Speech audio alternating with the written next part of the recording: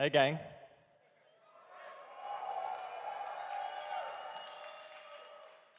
So I'm not in a prison cell anymore.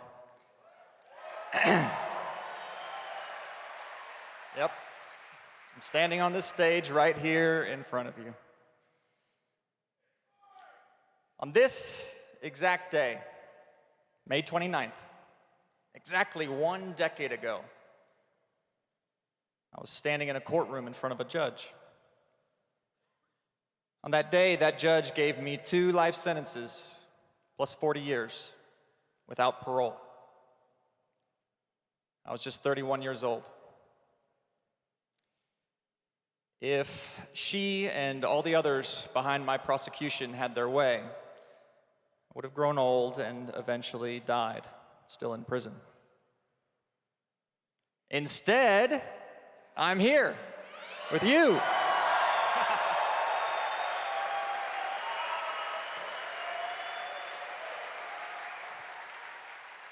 Just a few months ago, I was trapped behind those prison walls and didn't know if I would ever get out.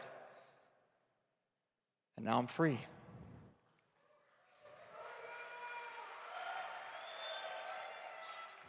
I'm free, and it's because of you. You made this moment possible. Can you feel that? Let that sink in. You did this. Thank you. Thank you, thank you, thank you. And you're not alone. You are part of something much bigger. This is bigger than Bitcoin. This is bigger than crypto. Freeing me took many, many people from all walks of life coming together and saying, this is not right. It took many people just like you saying, we care about freedom. And keeping somebody like Ross in a cage until he dies is a threat to freedom itself.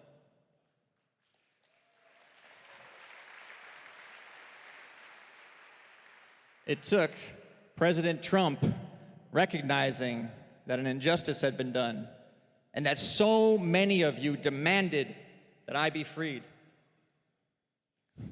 I am so thankful that we elected him and that he is who he is.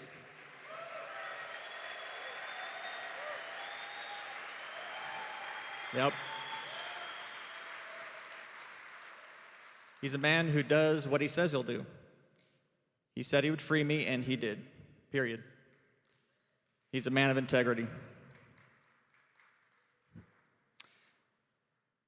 So a few years ago, when I was still in prison, trapped and desperate, I spoke to you at this conference through the prison phone. By show of hands, how many of you have heard the speech I gave at Bitcoin 2021? Okay, probably about 20% of you. In that speech, I wanted you to understand what it means to lose your freedom. I wished I had known before I created Silk Road, before I risked my freedom. So those lessons that I had to learn the hard way, I wanted to give to you. I lost even more of my freedom because of that speech. The prison threw me in the hole over it for a while. And when they let me out, they put me under heavy surveillance for years, all the way up to the point that President Trump pardoned me. But you know what? I'm glad I did it. I am.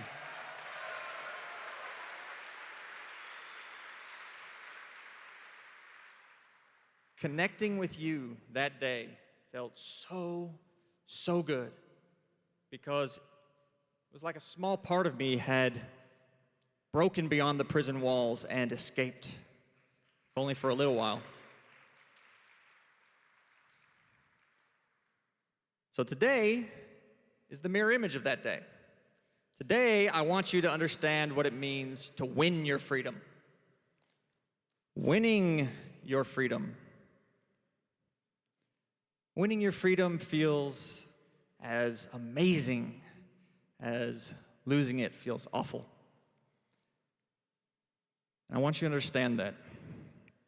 I want you to understand that because when it comes to freedom, we're not there yet. There is still more freedom to be won. Yeah. There's still more work to be done. And I'm talking about freedom beyond what anyone, anywhere, has ever had. It's going to be incredible. And it's going to be worth fighting for. I wish you could know what it felt like to take those first steps out of that prison and into freedom. I truly wish you could be overwhelmed by such a huge wave of freedom all at once. In that moment, feeling that, I knew all the years of effort, all the pain, all the struggle, it was worth it. And here's my point. Freedom is worth the struggle.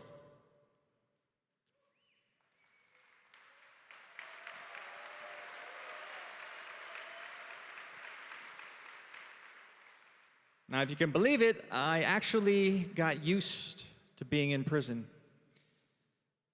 After so many years, it just became normal. In order to keep my head and stay strong, I had to accept what had happened to me and where I was. I couldn't fight it every moment of every day. But there's a danger in that. The danger of complacency. I found that we can lose the desire for freedom. We can get used to our chains. We can forget that they're even there. David Bailey put it in perspective for me when we were talking about me coming to speak at this conference. He said, Ross, you took Bitcoin from 0 to 1.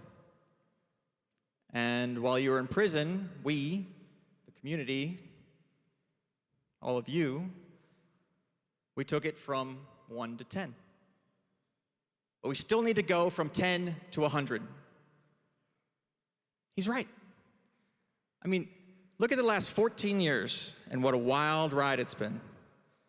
When I launched Silk Road, buying a whole Bitcoin would set you back less than $1. Pocket change. Can you imagine that? Now they're worth over $100,000 each.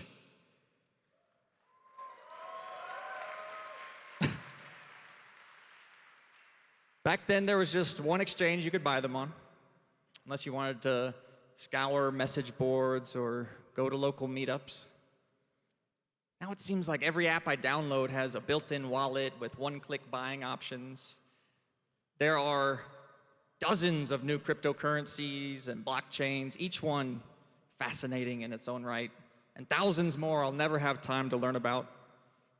There's DeFi and Web3, and now there's AI to help me navigate it all. It's nuts. I effectively went into a time capsule in 2013, and now I'm coming out like Rip Van Winkle. I mean, just a few months ago, when I walked out of prison, I'd never seen a drone. I had never experienced AI. I still haven't. Sorry, VR. The headsets, yeah, haven't done that yet.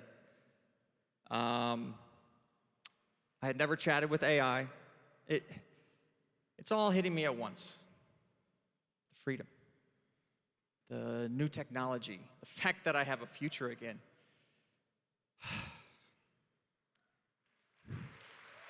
It's a lot. It's a lot. I mean, I was in prison, and now I get to live through this incredible time with all of you. What a blessing. What a miracle. What a gift. So, when it comes to new tech, I feel like I'm way behind the curve. But I'm starting to suspect that maybe we're all feeling that way at least a little bit. I mean, everything's moving so fast right now, and it's kind of thrilling to imagine where it's all going. But that question remains. How do we take the next leap? How do we go from 10 to 100? Because of the speed, because of the chaos, it's more important than ever to stay true to our principles. It's easy to lose sight of principle when everything's happening all at once and there's 1,000 things pulling your attention in every direction. Principles should be simple and few. And today I'd like to mention 3. Freedom, decentralization, unity. Remember, yeah, you got it. So remember those 3: freedom, decentralization, unity. Let me take you back to before I created Silk Road, back in 2010. I wanted to have some magic mushrooms on hand to sell through the site, so it wouldn't be totally empty when I launched it. But I didn't want to get them from a friend of a friend or whatever because I didn't want to get caught. Look how well that turned out. So instead, I rented a cabin outside of town where I could grow my own. But when I showed up at the cabin, I found that there were 7 wasp nests tucked in all the corners of the front porch, with one big one hanging right over the front door. There were wasps everywhere. They were swarming in the air and crawling all over the nests. The cabin was totally uninhabitable, and the wasp infestation needed to be taken care of. But I didn't want to call an exterminator or involve my landlord, for obvious reasons. So I was on my own. But I remembered a trick that my father had shown me when I was a kid for removing wasps. What he did was he got a towel and spread it out in his hands, and he got as close as he could to the wasp nest. And then at the last moment, he darted out, wrapped it up, and cinched the towel closed. The wasps couldn't sting him through the towel, and they couldn't get out. So incredibly, it worked.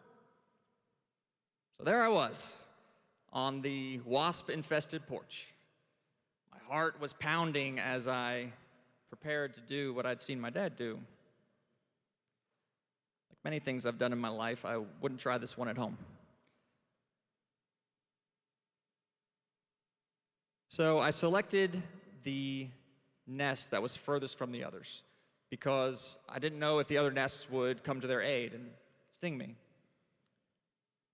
Spread out the towel, got as close as I could, ready to flee if I had to.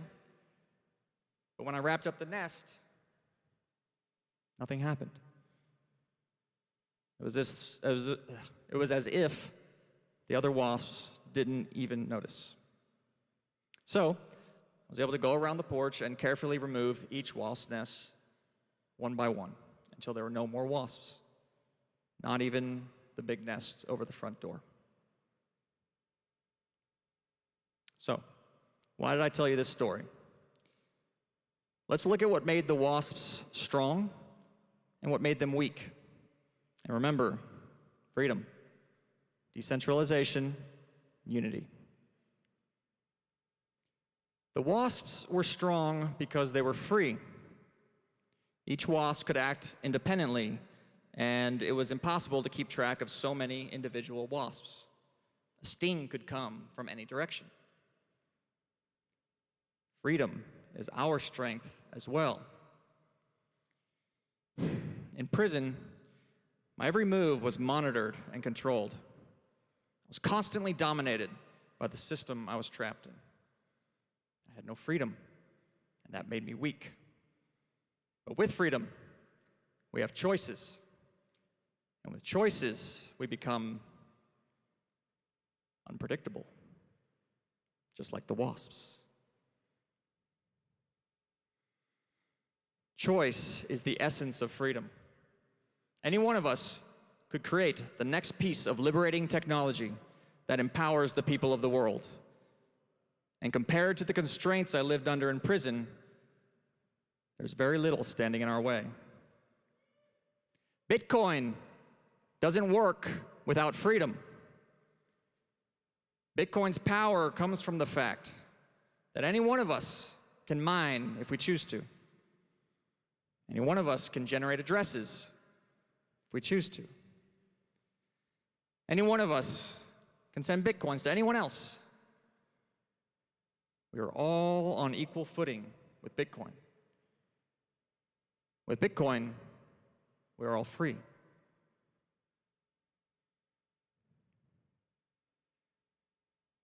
Losing so much of my freedom really helped me understand what it is and why it's so important.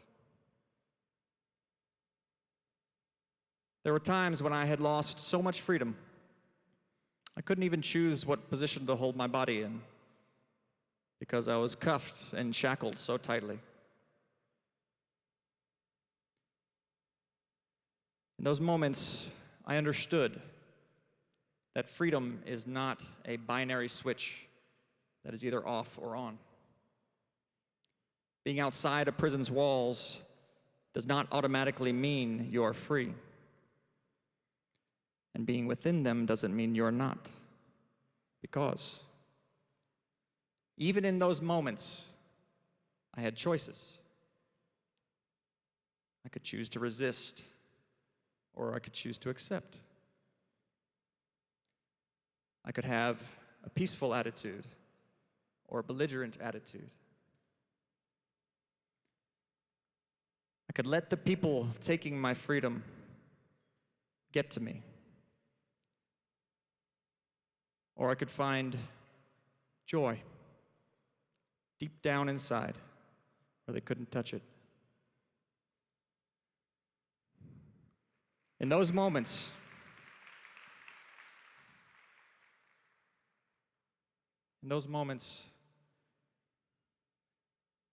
finding joy in just being alive, that was my victory. That was how I kept the torch of freedom burning.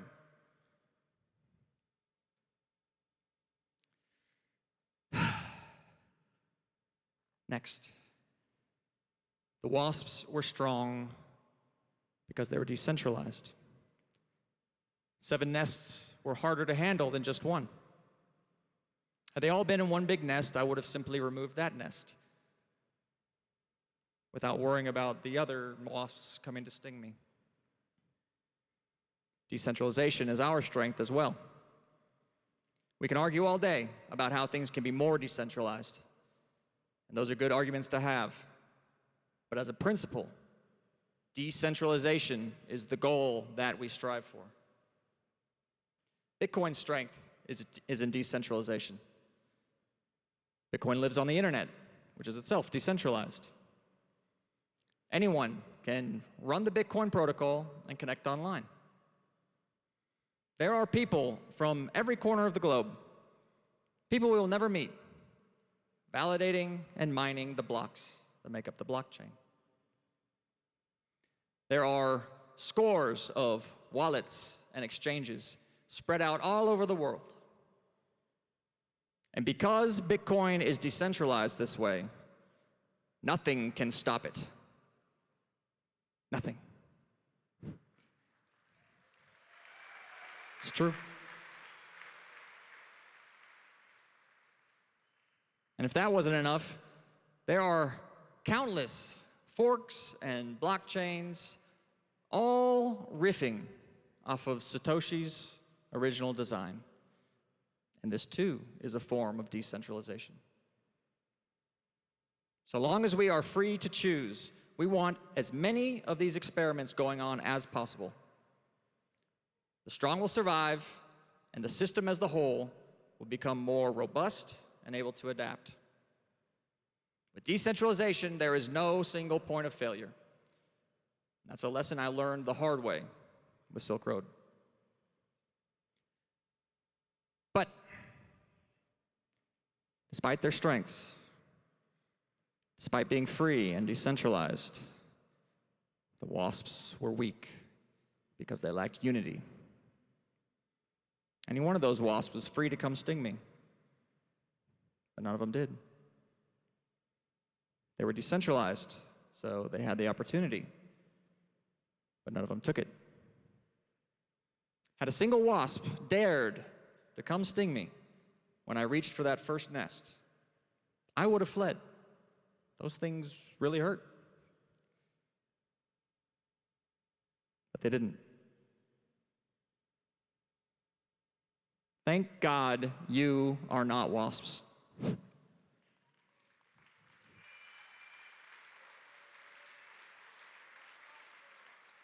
I was put in prison for life, I was isolated and weak.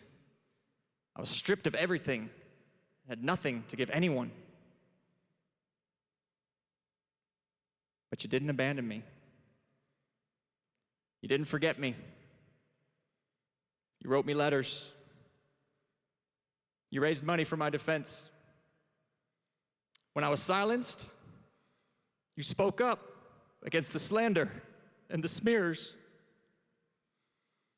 And in the end, when I didn't know if I would ever get out from behind those thick iron bars, you even got President Trump to see that Bitcoin is the future. Yeah, you did that.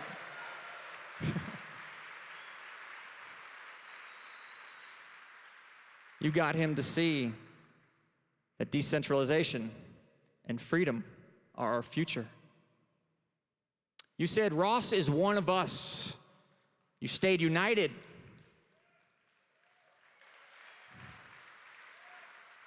You said, we want Ross out here with us. You said, free Ross. You did this.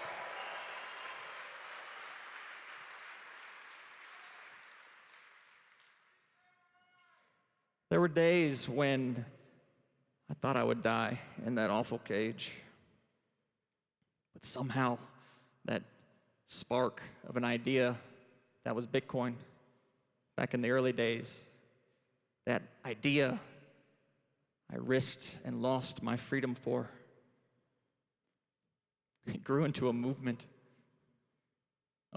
so powerful that more than a decade later, it came back around and freed me.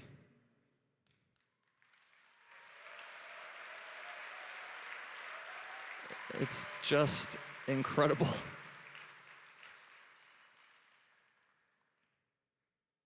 Now, in prison, sadly, the prisoners tend to divide themselves into factions. Resources are scarce, and isolated individuals can be preyed upon, so groups tend to dominate, and there are conflicts between the groups. Unity among the prisoners is lost. It's a very difficult environment to navigate, and I didn't understand it at first, but the guards, the wardens, the prison administration, they actually like it that way. They like and encourage the division. Now, why would that be? You've heard the saying, divide and conquer, right? Well, there's a corollary to it which says divide and rule. Prisoners have already been conquered, so it's the job of the prison to rule them. And it's easier to rule when your subjects are fighting each other than when they're fighting you. The only times I saw the wardens show respect to the prisoners was when we were united. When we all wrote letters with a unified message, they showed up and listened. When we all went on hunger strike together, they showed up and listened. Unified, we stopped being treated like objects and started being treated like men, like equals. Unified, we were able to stand together and demand the respect that we deserve. So, how does this apply to us? We can argue all day, but please, never see each other as enemies. Those that oppose decentralization and freedom love it when we're divided. I promise you. So stay united. So long as we can agree that we deserve freedom and that decentralization is how we secure it, then we can be united. We can have each other's backs, just like you had mine.